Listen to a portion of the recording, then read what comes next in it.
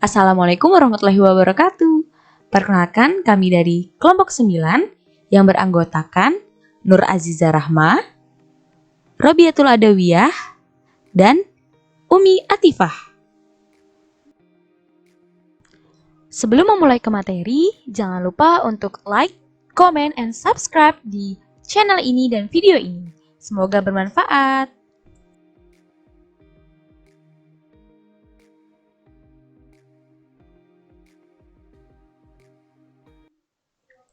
Pada mata kuliah Statistika Matematika, kami akan menjelaskan apa sih distribusi statistik yang terdapat mean sampel, variansi sampel, dan juga metode-metode estimasi. Untuk itu, mari kita mulai. Tapi sebelumnya, kita akan menjelaskan terlebih dahulu apa itu sampel. Sampel adalah kumpulan pengamatan dari sebagian populasi, dan sampel harus random apabila diinginkan untuk menarik kesimpulan tentang populasi. Kemudian, nilai-nilai statistik yang dihitung berdasarkan data sampel biasanya digunakan untuk menduga parameter populasi. Sebagai penduga parameter populasi, tentu saja nilainya tidak selalu persis sama dengan nilai parameter populasi. Jadi, ada kemungkinan nilai-nilai statistik lebih besar atau lebih kecil dari nilai parameter populasi. Selanjutnya, kita harus mengetahui nih, apa sih perbedaan populasi dan sampel? Yang pertama, pada ukuran, populasi biasanya dilambangkan dengan huruf N besar atau kapital, sedangkan sampel hanya N kecil. Kemudian, untuk ukuran karakteristik, populasi ini berukuran parameter, sedangkan sampel adalah statistik. Selanjutnya, ukuran pemusatan. Pada populasi, mean sama dengan mu, dilambangkan mu. Sedangkan sampel, meannya itu dilambangkan dengan X bar. Selanjutnya, jenis. Pada populasi, jenisnya itu berhingga dan tak berhingga, sedangkan sampel kecil dan besar. Selanjutnya, kita akan memasuki materi yang pertama, yaitu distribusi mean sampel. Selanjutnya yaitu adalah definisi. Distribusi sampling mean adalah distribusi dari mean semua yang kemungkinan sampel dengan ukuran sama, yaitu N, yang diambil dari populasi yang sama, berdistribusi normal dengan rata-rata mu dan variansi sigma kuadrat. Dari populasi ini, selanjutnya yaitu persamaan diferensial distribusi mean sampel. Yang pertama, rata-rata sampel atau X bar sebagai penduga rata-rata populasi, mu dihitung dengan rumus X bar dikalikan X1 ditambah X2 ditambah X3 sampai dengan ditambah Xn per N sama dengan sigma Xi per N. Kemudian, untuk variansi sampel S sebagai penduga variansi populasi dihitung dengan S kuadrat sigma Xi min X bar pangkat 2 per N min 1. Dengan begitu, pada penjelasan sebelumnya juga, X bar itu merupakan variabel random dengan rata-rata mu dan variansinya S kuadrat. Berikut adalah contoh dari distribusi mean sampel. Bisa dilihat pada soal tersebut, untuk melihat apakah suatu aset dianggap produktif atau tidak, biasanya digunakan nilai return on asset atau ROA. Berikut adalah ROA dari beberapa bank yang relatif besar di Indonesia. Yang pertama yaitu adalah Bank Bukopin dengan ROA-nya yaitu 2%, Bank BCA 4%, Citibank 6%, Bank Jabar 4%, dan Bank Tugu 4%. Pertanyaannya, hitunglah berapa nilai rata-rata dan simpangan baku populasi, kemudian tentukan rata-rata dari sampel apabila diambil sampel 2 dari 5 bank yang ada tanpa pemulihan. Memuat X1, X2, X3, sampai dengan Xn, dan seterusnya. Sehingga populasi harus berdistribusi normal antara mu sampai dengan sigma kuadrat. Berikut adalah penyelesaiannya. Yang pertama, rata-rata dan simpangan baku populasi. Mu sama dengan sigma I sampai N sama dengan IXI per N, di mana 2 ditambah 4 ditambah 6 ditambah 4 dan ditambah 4 sama dengan 5, maka dihasilkan 20 per 5 sehingga hasilnya adalah mu-nya adalah 4. Kemudian untuk mencari variansi yaitu sigma kuadrat sama dengan 2 min 4 kuadrat ditambah 4 min 4 kuadrat ditambah 6 min 4 kuadrat ditambah 4 min 4 kuadrat dan 4 min 4 kuadrat per 5, yaitu hasilnya 8 per 5 sehingga hasilnya adalah 1,6 untuk variansinya. Selanjutnya kita akan mencari simpangan baku, maka sigma sama dengan akar 1 per 6, 1,6.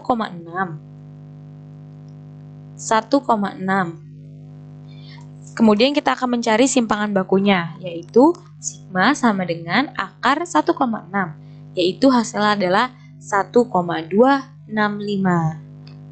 Selanjutnya, mencari nilai rata-rata dari sampel apabila diambil sampel 2 dari 5 bank yang ada tanpa pemulihan. Yang pertama, kita harus menentukan jumlah titik sampel rata-rata tanpa pemulihan, yaitu dengan menggunakan komutasi atau kombinasi seperti berikut. C, N besar N kecil sama dengan N besar faktorial per N kecil faktorial dikalikan N besar min N kecil faktorial sama dengan 5 faktorial per 2 faktorial dikalikan 5 dikurang 2 faktorial, maka didapat hasilnya yaitu adalah 10.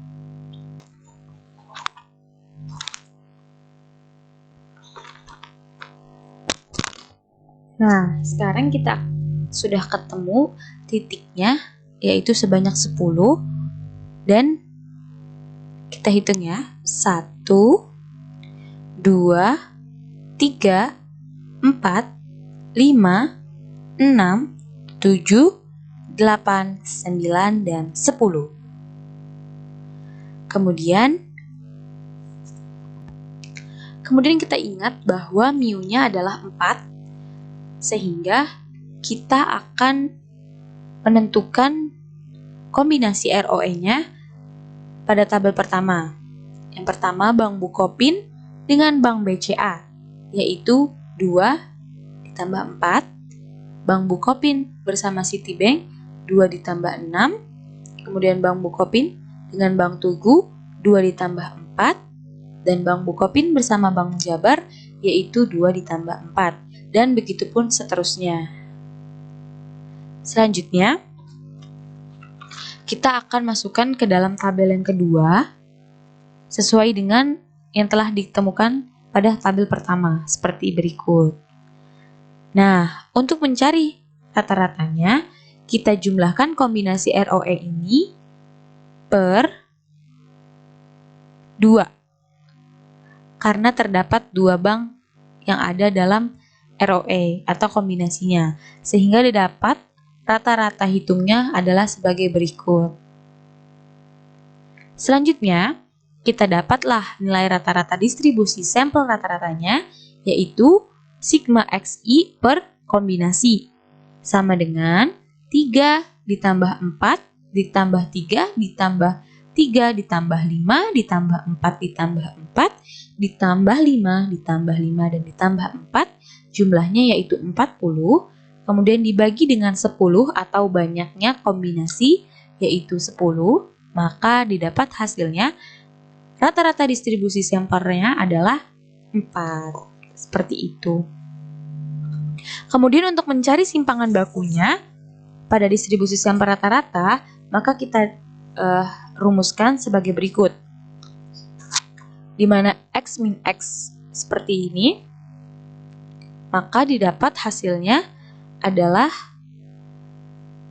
varians simpangan maka didapat hasilnya adalah simpangan baku X bar sama dengan akar sigma XI min X kuadrat per kombinasi min 1 sama dengan 6 per 9. Maka didapat hasilnya akar 0,67 yaitu 0,819.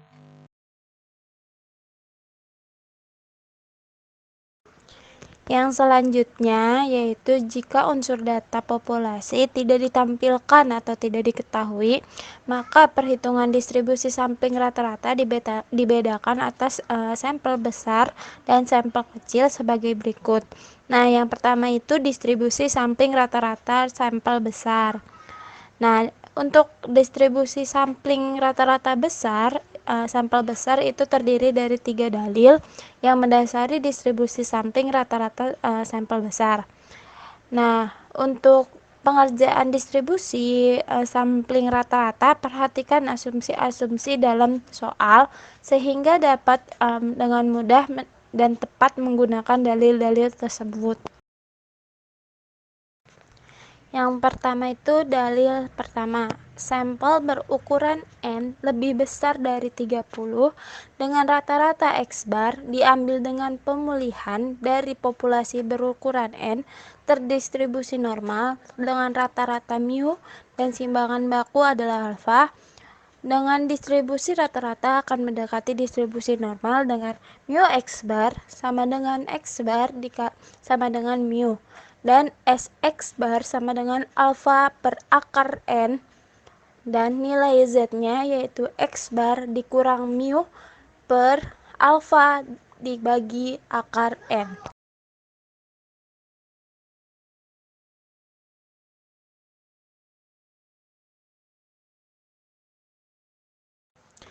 Dalil kedua yaitu sampel berukuran N lebih besar dari sama dengan 30 dengan rata-rata X bar diambil tanpa pemulihan dari populasi berukuran N terdistribusi normal, rata-rata sama dengan mu, dan simbangan baku sama dengan alfa. Dengan distribusi rata-rata akan mendekati distribusi normal dengan mu X bar sama dengan X bar sama dengan mu.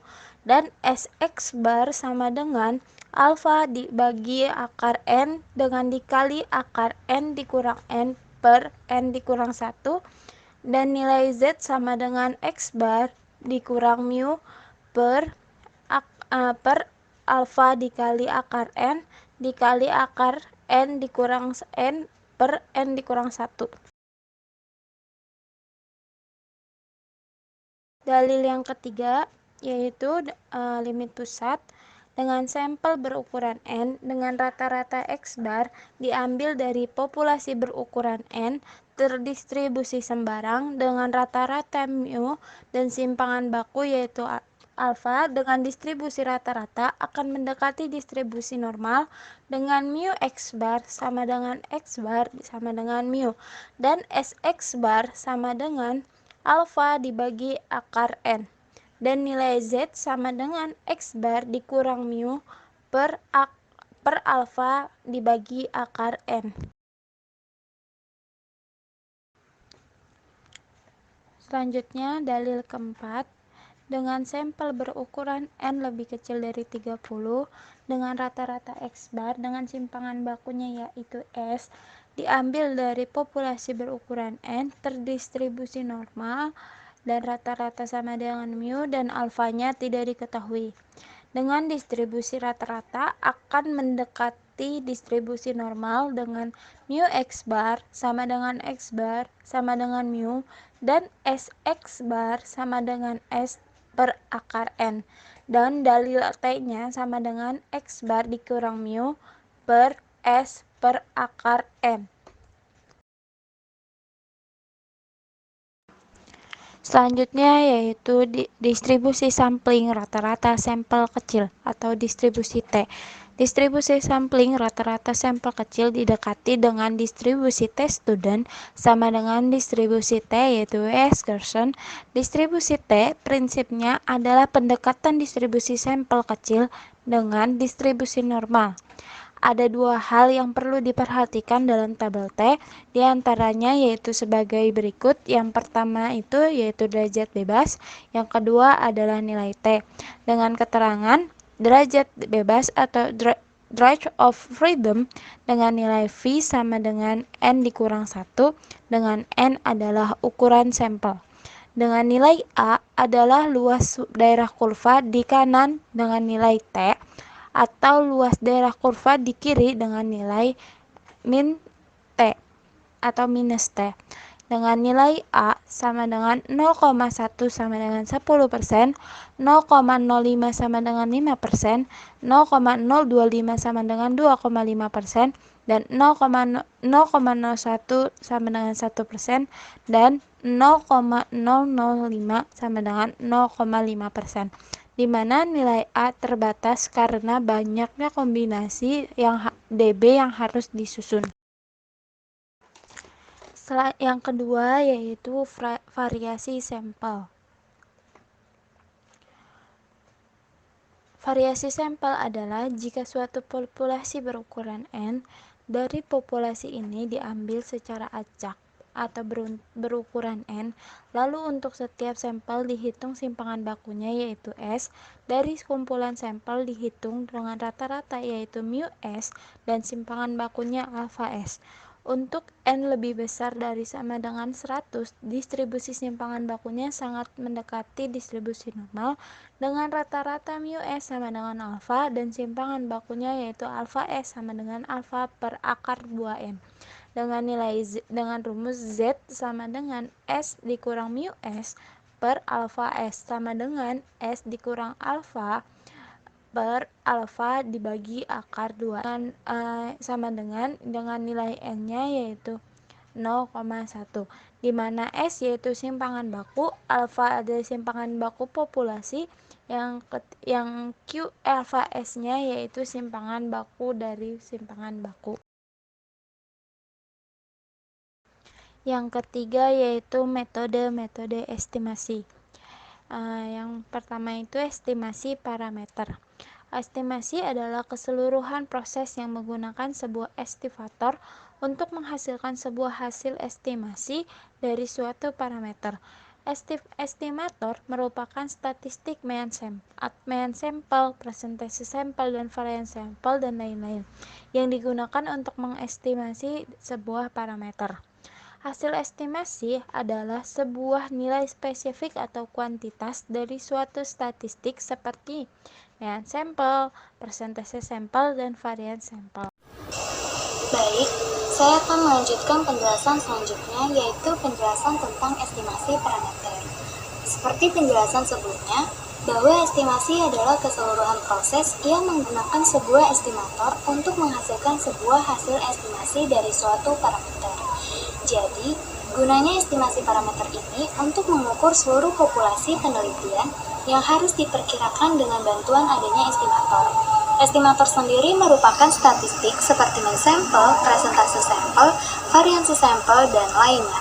Nah, hasil dari estimasi adalah sebuah nilai spesifik atau kuantitas dari suatu statistik seperti mean sampel, presentase sampel, atau variansi sampel. Untuk lebih jelasnya, mari simak penjelasan berikutnya.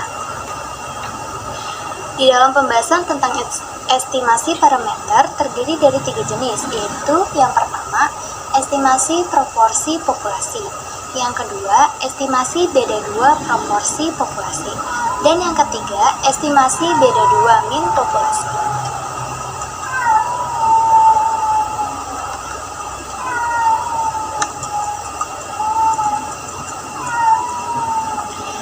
Estimasi proporsi populasi. Proporsi merupakan perbandingan antara terjadinya suatu peristiwa dengan semua kemungkinan peristiwa yang bisa terjadi. Besaran proporsi dalam sampel banyak dipakai dalam penelitian untuk mengestimasi proporsi dalam populasi. Misalnya dalam contoh kasus yang pertama, untuk mengestimasi proporsi karyawan berpendidikan sarjana, maka digunakan proporsi antara karyawan berpendidikan sarjana dengan karyawan yang bukan sarjana. Lalu yang kedua, untuk mengetahui tingkat cacat barang dalam produksi, maka digunakan dalam bentuk proporsi, yaitu perbandingan antara barang cacat dalam setiap 1000 barang yang diproduksi. Nah, estimasi parameter populasi dapat dilakukan dengan menggunakan proporsi sampel. Dalam menghitung rumusnya, rumus proporsi populasi itu dengan cara menghitung proporsi populasi sama dengan jumlah variabel yang ditanyakan dibagi dengan jumlah anggota populasi. Sedangkan besaran proporsi sampel dapat dihitung dengan menggunakan proporsi populasi atau sampel sama dengan jumlah variabel yang ditanyakan atau jumlah sukses dibagi jumlah anggota populasi atau sampel. Lalu yang terakhir, ada rumus menghitung estimasi proporsi mu adalah dengan menghitung mu atau proporsi kejadian sukses dari populasi yang diestimasi sama dengan proporsi kejadian sukses dari sampel ditambah atau dikurang dengan nilai distribusi normal dikali dengan standar deviasi sampling. Nah, standar deviasi sampling ini dapat disebut juga sebagai standar error, yaitu dengan menghitung akar dari P dikurangi dibagi N. Nah, yang selanjutnya, estimasi beda 2 min populasi. Estimasi beda 2 min populasi ini berlaku untuk menaksir beda rata-rata dari sebuah variabel pada dua buah populasi. Beberapa contoh dalam kasus ini misalnya yang pertama, mengestimasi beda rata-rata pendapatan pekerja di perusahaan konveksi A dan perusahaan konveksi B. Lalu yang kedua, mengestimasi beda rata-rata antara kinerja pekerja shift malam dengan kinerja pekerja shift siang. Dan yang terakhir, ada beda model kepemimpinan antara sebelum mendapatkan pelatihan ESQ dengan sesudah mendapatkan pelatihan ESQ. Nah, dari beberapa contoh yang ada, dua buah sampel yang diambil dari dua buah populasi bisa bersifat independen atau dependen. Maka dari sifat tersebut, estimasi beda 2 min populasi terbagi menjadi dua. Yang pertama, estimasi beda 2 min populasi yang independen, dan yang kedua, estimasi beda 2 min populasi dependen. Lalu, dari dua sampel yang diambil dari dua populasi atau independen, kita bisa mencari nilai rata-rata sampel pertama dan rata-rata sampel kedua. Selain itu juga bisa dicari standar deviasi populasi 1 dan standar deviasi populasi kedua. Dalam mencari estimasi beda 2 min populasi yang independen dapat dibagi menjadi 4 kondisi. Kondisi yang pertama, rumus estimasi beda 2 min populasi independen untuk kondisi 1, sampel 1 dan sampel 2 adalah sampel besar, di mana N1 lebih besar sama dengan 30 dan N2 lebih besar sama dengan 30. Dengan tidak mempedulikan bentuk populasi apakah berdistribusi normal ataukah tidak. Lalu yang kedua, deviasi populasinya diketahui. Maka, rumus estimasi beda 2 min populasi independen untuk kondisi yang pertama adalah beda min populasi yang diestimasi sama dengan beda rata-rata min 2 sampel, atau dari data sampel yang diketahui yaitu sampel rata-rata sampel pertama dan rata-rata sampel kedua, ditambah atau dikurang dengan nilai probabilitas yang ditetapkan peneliti dikali dengan standar error beda 2 min populasi. Standar error beda min populasi didapat dengan rumus standar error beda min populasi sama dengan akar dari standar deviasi populasi yang pertama dikuadratin dibagi dengan besar sampel pertama, lalu dijumlah dengan standar deviasi populasi kedua dikuadratin dibagi dengan besar sampel yang kedua. Lalu untuk kondisi yang kedua, rumus estimasi beda 2 min populasi independen untuk kondisi 1, sampel 1 dan sampel 2 adalah sampel besar, di mana N1 lebih besar sama dengan 30 dan N2 lebih besar sama dengan 30. Dengan tidak mempedulikan bentuk populasi apakah berdistribusi normal ataukah tidak. Lalu yang kedua, deviasi populasinya tidak diketahui. Maka, rumus estimasi beda 2 min populasi independen untuk kondisi yang kedua dapat dihitung dengan cara beda min populasi yang diestimasi sama dengan beda rata-rata min 2 sampel atau dari data sampel yang diketahui, yaitu rata-rata sampel pertama dan rata-rata sampel kedua, ditambah atau dikurang dengan nilai probabilitas yang ditetapkan oleh peneliti dikali dengan standar error beda 2 min populasi, di mana standar error beda 2 min populasi ini didapat dari akar dari standar deviasi sampel yang pertama dikuadratin dibagi dengan besar sampel yang pertama, lalu dijumlah dengan standar deviasi sampel kedua dikuadratin dibagi dengan besar sampel yang kedua. Lalu untuk rumus estimasi beda 2 min populasi independen untuk kondisi yang ketiga, yaitu salah satu atau kedua sampel adalah sampel kecil, di mana N1 kurang dari 30 dan atau N2 kurang dari 30. Dalam hal ini, distribusi populasi harus berbentuk normal. Lalu yang kedua, deviasi populasinya diketahui. Maka, untuk menghitung rumus estimasi beda 2 min populasi independen untuk kondisi yang ketiga adalah beda min populasi yang diestimasi sama dengan beda rata-rata min 2 sampel atau dari data sampel yang diketahui, yaitu rata-rata sampel pertama dan rata-rata sampel yang kedua, ditambah atau dikurang dengan nilai probabilitas yang ditetapkan peneliti dikali dengan standar error beda 2 min populasi. Nah, untuk kondisi yang ketiga ini rumusnya sama dengan rumus pada kondisi 1. Lalu standar error beda 2 min populasinya ini didapat dari akar dari standar deviasi populasi yang pertama dikuadratin dibagi dengan besar sampel yang pertama, lalu dijumlah dengan standar deviasi populasi yang kedua dikuadratin dibagi dengan besar sampel yang kedua. Nah, yang terakhir, kondisi 4.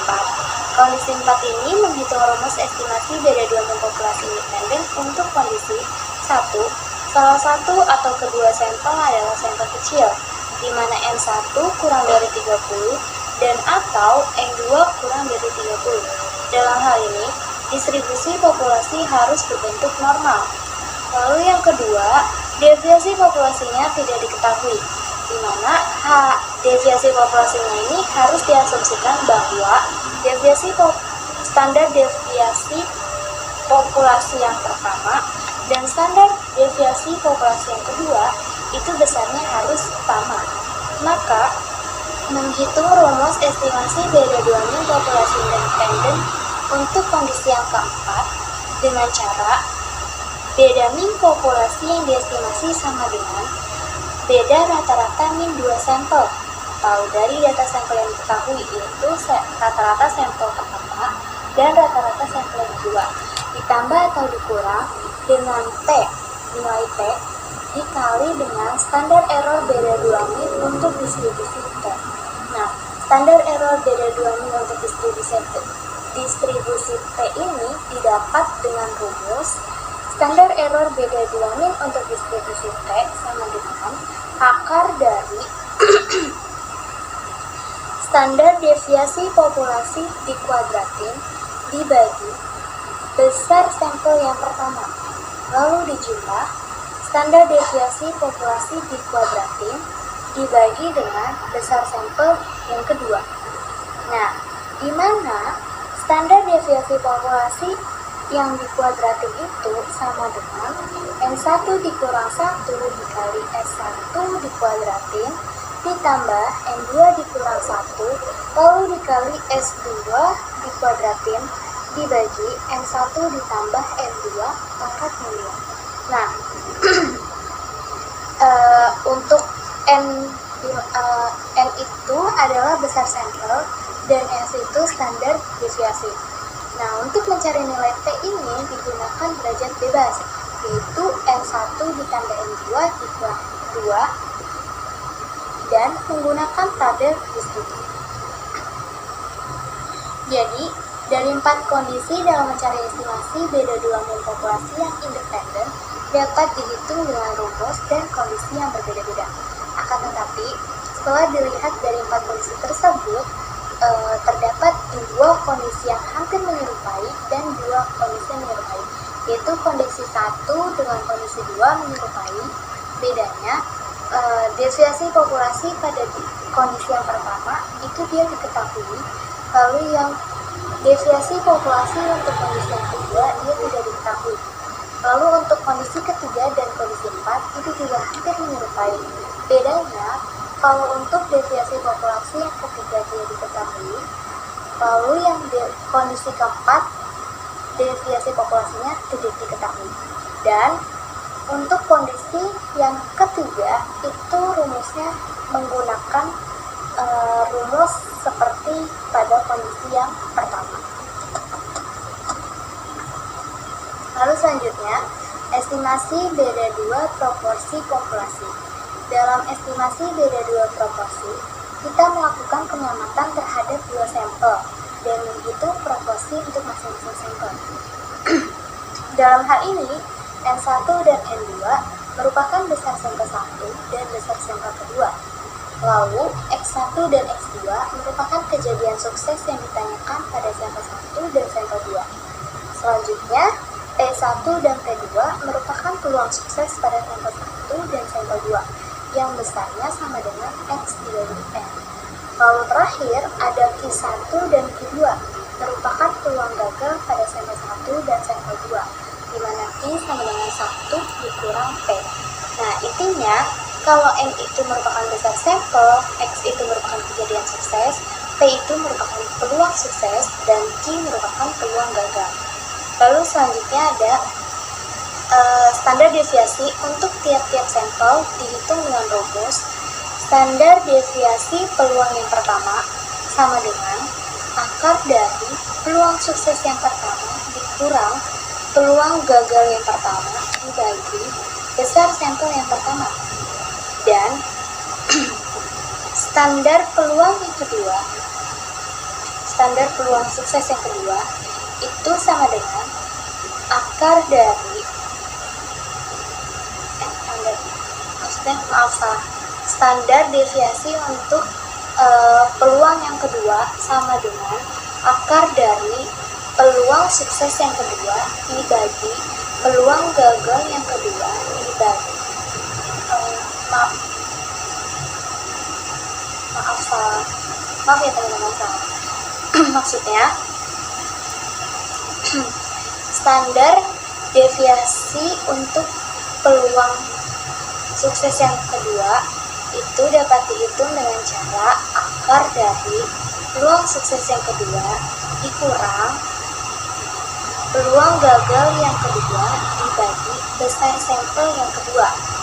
Nah, lalu selanjutnya ada menghitung standar error. Standar error ini dapat dihitung dengan rumus standar deviasi peluang sukses yang pertama dikurang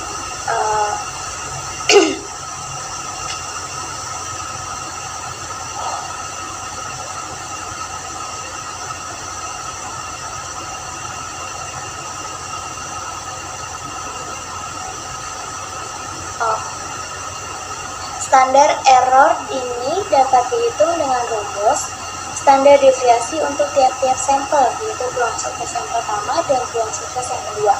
Itu dapat dihitung dengan cara akar dari standar deviasi untuk peluang yang pertama dikuadratin ditambah standar deviasi untuk peluang yang kedua dikuadratin. Dengan catatan, standar error ini dihitung dari peluang sukses, baik yang peluang sukses yang pertama ataupun peluang sukses yang kedua.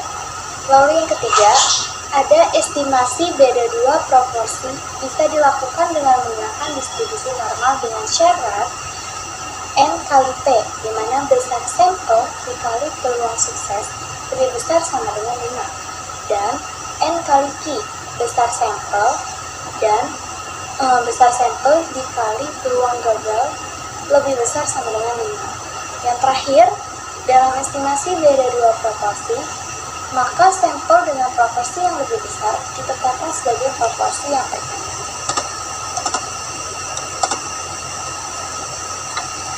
Sekian dari penjelasan kelompok kami tentang distribusi statistik. Terima kasih sudah menonton video kami. Jangan lupa like video kami, komen, dan subscribe channel kami. Kami dari kelompok 9 pamit undur diri. Kurang lebihnya mohon maaf. Wassalamualaikum warahmatullahi wabarakatuh.